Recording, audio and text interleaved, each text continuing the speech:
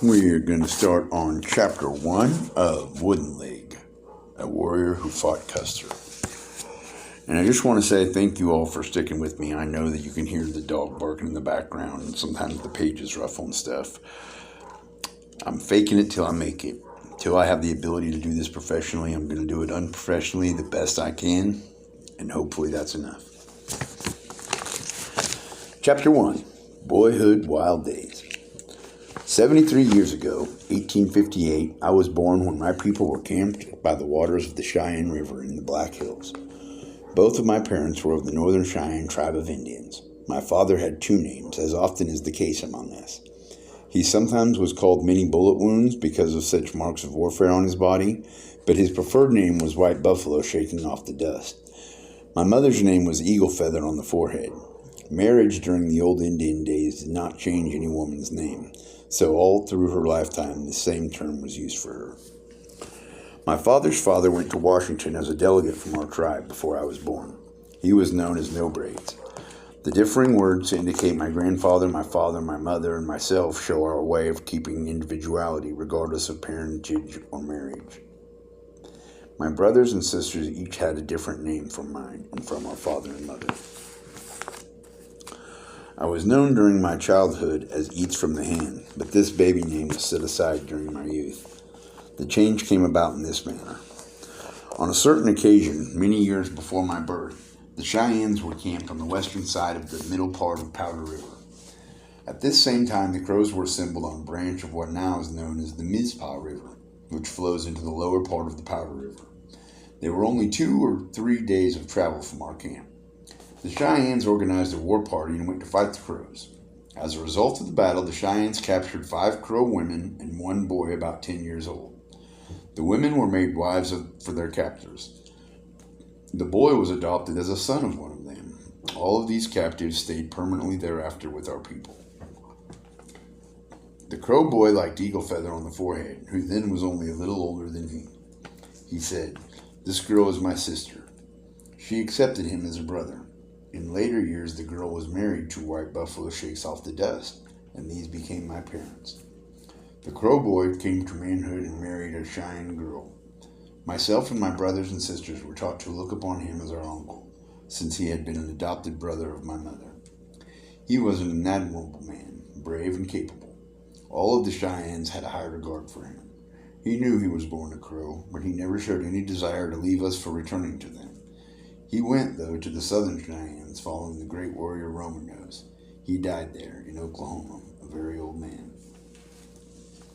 This Crow Cheyenne Indian man was a wonderful traveler on foot. Even as a boy, he could outwalk and wear down most of the young men who journeyed with him. His capabilities in this regard were so noticeable that people said his legs must be made of wood, since he never becomes tired. Then they fixed upon him a name, Kumaquivikata, Wooden Leg. I also was a youthful wonder in the matter of walking. By the time I was 15 years old, I could go all day following in the footsteps of my uncle Wooden Leg. I was tall and gaunt, and I grew yet taller in young manhood. Friends began jokingly to apply to me the name of this enduring uncle, who then had become a middle-aged or elderly man. I liked the name. I liked the man who bore it, and I liked the honor of comparison with him. I told my father I wished to be known as Wooden Leg. It was a common custom to pass down names to junior relatives. My father told me that when the time came, he would confer upon me the new name. The time came when I was about 17 years old. The Cheyennes then were camped up on Tongue River on a small creek branch at its western side. It was in winter, there was deep snow, and the weather was cold. One morning we discovered that 20 of our horses were missing. A blizzard was whirling, so we could only get glimpses of the trail of the thieves. We supposed them to be Crow Indians, of course. 13 Cheyennes, including myself, mounted ponies and set off in pursuit. We struggled all day through the blinding snowstorm. We got the general direction of the trail, so we kept on going during all of the succeeding night. None of us slept. The following morning was clear, but a cold north breeze was sifting the snow along as if it were sand. We then were far up the valley of the Little Bighorn River. We saw 2 Indians driving a band of horses out of the valley and upon the benches to the westward. It was evident they were crows urging our lost animals toward their camp west of the Bighorn. We approached them as rapidly as possible while concealing our presence. When we arrived on the bench land, we found the two men had stopped in a sheltered gulch and had dismounted and were preparing to light their pipe for a smoke. We charged upon them. One of them got to his horse and dashed away, but Black Eagle's rifle brought him down dead. The other one was surrounded and cut to death with knives and hatchets. We got back all of our horses and their two horses in addition. My companions informed my father that I had shown great bravery in rushing upon and helping to dispatch our Crow enemy. My father gave a feast to honor me, and at this feast he proclaimed, "Henceforth the name of this son of mine is Wooden Leg." As a little boy, I used to ride in the travel baskets when the tribe moved camp. Two long lodge poles were crossed over the shoulders or tied to the sides of a horse.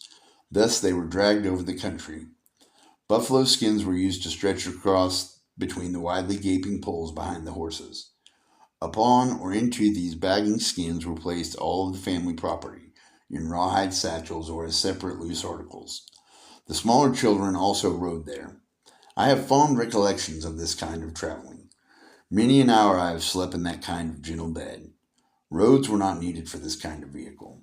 A travois can be taken anywhere a horse will go, and there never is any jolting. The spring of the poles and the skin takes up all the shock. When I was 6 years old, I asked my father, "Will you give me a horse?"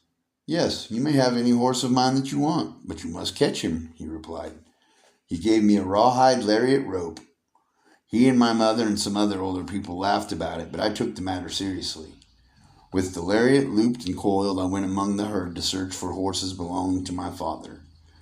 I selected a small pony as being my choice. I maneuvered a long time before I could get the loop about its neck. It struggled, but I hung on. When it quieted down, I followed carefully along the line, talking soothingly, until it allowed me to pat its neck. After a while, I got into its mouth and around its lower jaw a loop of the rawhide, according to the old Indian way of making a bridle. When it had calmed after this new advance, I began to make strokes upon its back. Then I tucked the long coil into my belt, the same as I had seen men do, and I climbed quickly upon the little animal.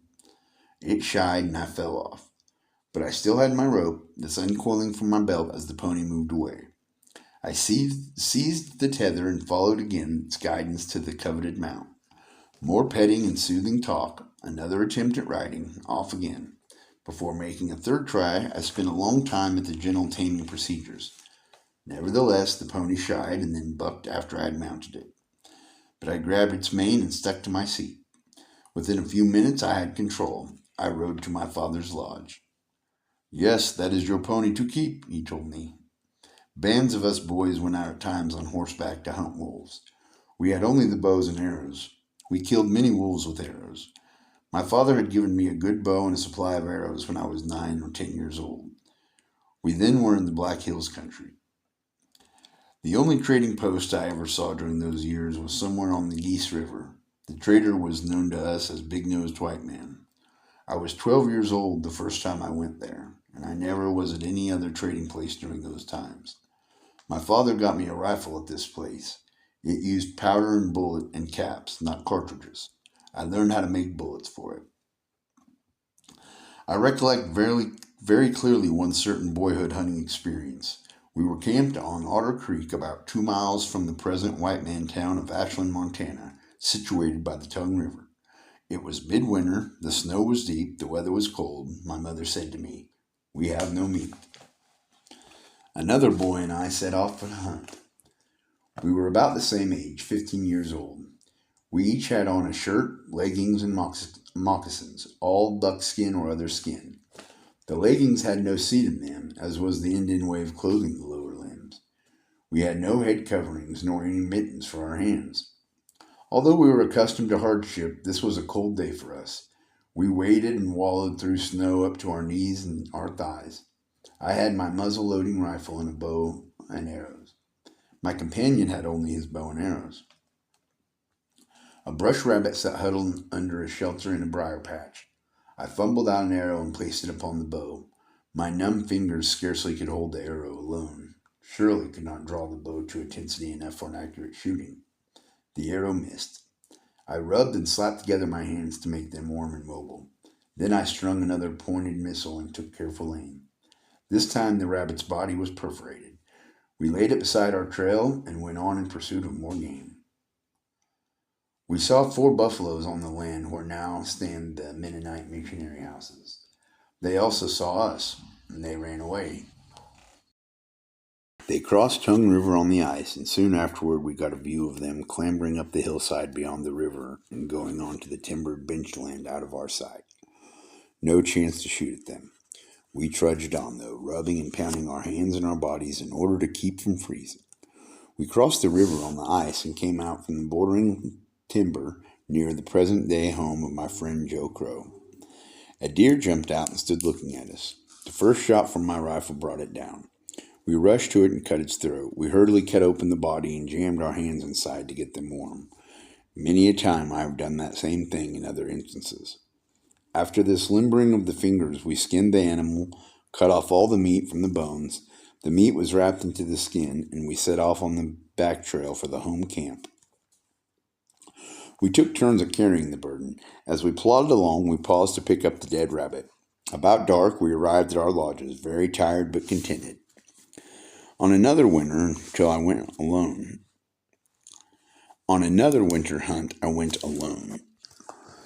My mother said, "We have no meat," so I took a pack horse and started out. The snow was deep. I led the horse as I walked to keep warm. It was a long and tiresome day. I was becoming discouraged when I found the tracks of a buffalo. I followed them, and finally I got into the right position and killed the animal with a rifle.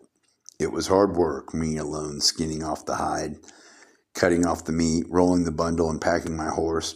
I got through with it, though, and set out for my home lodge.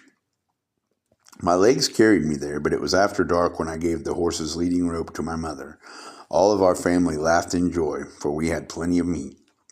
But I was in great bodily distress. I was snowblind, and the soles of my feet were frozen. The firelight dazzled my eyes to the utmost painfulness. My feet tortured me as they began to get warm in the comfortable lodge. My mother sent for the doctor, a medicine man named Red Bear. He got snow and rubbed the soles of my feet. He took snowflakes between his lips, puffed flicks of them into my eyes, and also he flipped snowflakes from his fingertips into my eyes. Pretty soon I felt much better. Before he went away that night, I was entirely cured. He was a wise medicine man for sick people.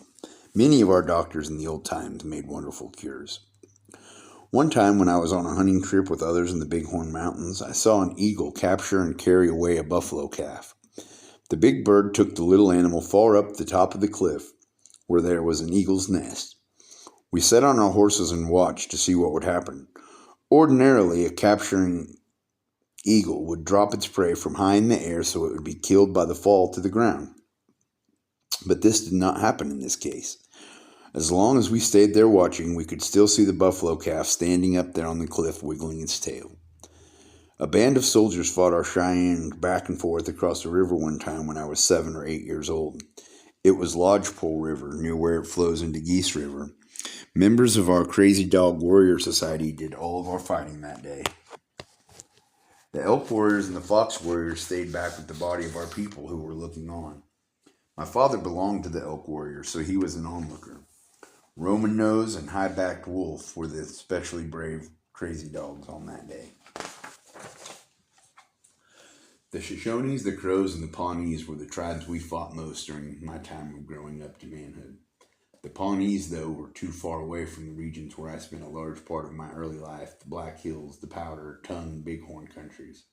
So my own youthful warrior experiences were mostly in combat against the Crows and the Shoshones. One incident out of many in this kind of warfare will show how it was carried on.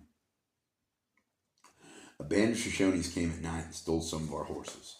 We were camped on a divide between the upper part of Tongue River and the Little Bighorn. Deep snow and winter weather. I was then 16 years old. I went with the party of Cheyennes who took the trail of the thieves. After traveling all day and into the night, we found a small camp of Shoshones. Most of them, alarmed by their dogs, had fled when we made our attack upon them. But repeated shots kept coming from one certain lodge. We concentrated our assault upon this lodge. 2 Cheyennes were killed and another one mortally wounded before we could suppress this destructive defense. White Wolf, 11 years older than I was and yet living as my neighbor on Tongue River, was the brave warrior who dealt the fatal blow to that Shoshone. White Wolf crept along the ground and into the lodge. He had in his right hand a 6-shooter. It was totally dark in there. He fumbled about the interior, seeking whomever he might find. His gun bumped into somebody and he pulled the trigger. Later developments revealed this was the only occupant of the lodge. The victim was an old man. He was the only Shoshone we killed in the fight, so far as we could learn. But we won the battle and we got our horses back. We cut up the body of the old Shoshone man. We cut off his hands, his feet, his head. We ripped open his breast and his belly. I stood there and looked at his heart and his liver. We tore down the lodge, built a bonfire of it and its contents, and piled the remnants of the dead body upon this bonfire. We stayed there until nothing was left but ashes and coals. The Cheyennes during my youth associated much with the Ogallala Sioux, the Arapahoes, and the Minneconjou Sioux. Many Cheyennes learned the speech of these other tribes, and in return they had many members who used ours. Most of my outside mingling was with the Ogallala. By the time I was grown into full stature, I could talk Sioux about as well as I could talk Cheyenne. I still can use either language. 40 Army mules were brought into our camp on Rosebud Creek when I was about 9 years old. 3 Cheyennes got them. These 3 were Wrapped Braids, Old Bear, and Pipe, a half-man, half-woman Cheyenne. They had chased away a lone soldier herding the mules near a soldier fort on the Bighorn River. There were many attacks on this and other forts by the Cheyenne and Sioux, but I was too young to take part in them. Some Crow chiefs visited our camp on Rosebud Creek. The Crows were our enemies, but our people treated these visitors well, as was the Indian custom when enemies came peaceably. After a feast and a smoke had been given them, they told our chiefs that the big chiefs of the soldiers at the Bighorn Fort had sent them to make peace with us and invite us to join the Crows and the soldiers in warring against the Sioux. They said that the soldiers would give us lots of presents if we would be friendly with them. All of our camp moved over there. We were given some blankets, many boxes of crackers, and our women received beads and other gifts. We then went back to the Rosebud Valley. I do not know what was done about making peace, but I know that our young men warriors kept on doing as they had been doing. Another soldier fort was being fought by the Ogallala Sioux, and some of the Cheyennes was on what we called Buffalo Creek.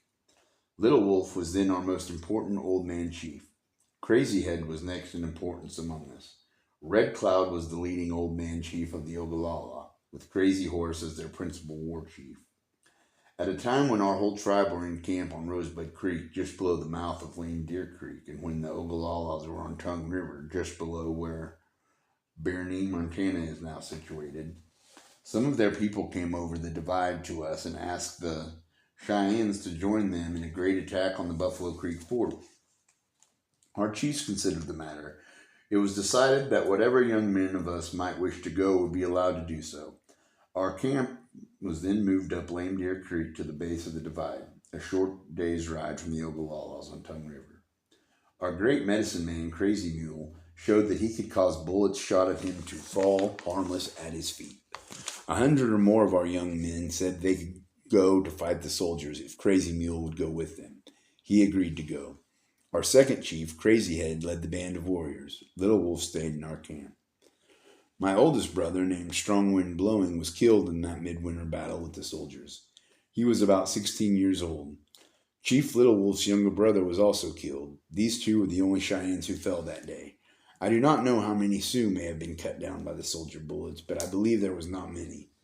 Our returning warriors said that more than 100 white men lost their lives, that Crazy Mule's medicine caused them to fall down dead without need for the Indians to kill them. There was rejoicing in our camp on account of the victory, but our family and all relatives of the 2 dead Cheyenne were in mourning. We wept and prayed for the spirits of our lost ones. Sometime after that battle, a half-breed Indian came as a messenger from the soldier fort chief to the Cheyennes. He said, "Come, friends, and let us have peace." Little Wolf told us we ought to go, so the whole tribe moved near to them. Little Wolf and others of our chiefs had a council with the soldier chiefs. The big chief of the soldiers said to Little Wolf, "We are going away from this country. I give you all of these soldier houses. Your people may live in them and learn how to cultivate the land." A separate council of our chiefs was held. They replied, "Yes, we will take the houses." The Cheyennes were pleased. "That one will be my house," some of them would say, pointing at a certain building. "I want that one," another one would claim, indicating some other structure. But Little Wolf was not satisfied. He meditated and expressed his disapproval. "We cannot live here," he urged. "It is impossible for Indians to live in the same houses all the time and get enough buffalo and other meat to sustain them." The women especially implored him to change his mind. The question was settled fully one morning when Little Wolf set fire to the fort. He went from building to building, carrying his firebrands. He did not cease his efforts until the entire evidence of white man occupation was in ashes. Little Wolf had been a big tribal chief, the most influential one, for about 2 years before that time. In his earlier manhood years, he was for a long time chosen over and over again as the leading chief of the Elk Warrior Society. If during his time any Cheyenne was looked upon as the bravest man of all, he was the man. He was never afraid to speak the truth. The people all believed him. He was a gentle and charitable man. But if insulted to anger, he was likely to hurt somebody. In either disturbed or undisturbed mood, everybody knew he meant just what he said. He was my uncle by marriage, one of his 2 wives being a sister of my father. He used to tell me many thrilling stories, both at his lodge and at my father's lodge. I recall one in particular when he had a hand-to-hand combat with the Shoshone. Each had a sheath knife. They grappled and wrestled and slashed one another. Finally, Little Wolf pinioned the arms of the Shoshone, threw him to the ground, plunged upon him, and stabbed him to death. He gave me a great deal of good advice, both as to warfare and how to carry myself uprightly as a man among my own people. My conduct all throughout my life has been influenced by his teachings, more than by those of any other preceptor except my own father. I think my body grew more rapidly than did my mind. By the time I was 18 years old, I was among the tallest of the tribe. I believe there were but 2 men who stood a little above me. Both of these 2 were killed in the great battle against the soldiers of Custer. Then remained myself and Tall Bull as the 2 topmost in stature.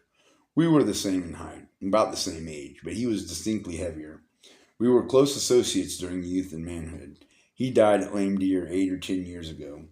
I do not know by any measurement just what my height when I was a young man. I think I have grown shorter as old age has crept upon me. My friend the white man doctor measures me now at 6 feet 2 inches and weighs me at 235. Our tribe during my growing years moved here and there throughout the region between the Black Hills and the Bighorn Mountains and Bighorn River. We never went north of the Elk River, the Yellowstone, except on 2 occasions when some of the tribe went across for only a few days each time. The places of crossing were just above and just below the mouth of the Bighorn. Only one time was the tribal camp circles made west of the Bighorn River. We considered that country as belonging to the Crows. Our war parties went there, but our campings were eastward from the stream. I do not know why we crossed to that side on this occasion. We had been having a series of ceremonial dances at successive camping places, and it may be that this invasion of Crow land was intended as a challenge. I was about 14 years old, I believe. The season was what in later life I have come to know as June. It was the time for our usual early summer religious devotions. A medicine dance had been led by White Horse, an old man, when we were just below where Greasy Grass Creek flows into the Little Bighorn. We stayed there 5 sleeps. Then we moved a few miles down the Little Bighorn, where Crazy Mule led a buffalo dance. Camped there 4 sleeps. Moved again down the Little Bighorn, this time placing our camp circle on the exact spot where it was located 4 years later at the time we killed all the soldiers. Bear Sits Down gave a buffalo dance at this place. 4 sleeps here. The movement was continued on down the Little Bighorn to its mouth, where we crossed the Bighorn and set up our camp circle on its west side. Here Brave Wolf led a great medicine or great spirit dance, the ceremony known to the white people as a sun dance. 4 sleeps we stayed here. Then we crossed back to the east side of the Bighorn. That was the only time our people as a tribe ever crossed the river. And that finishes up Chapter 1. Hope you enjoyed it. Hope to see you back soon. Have a great one.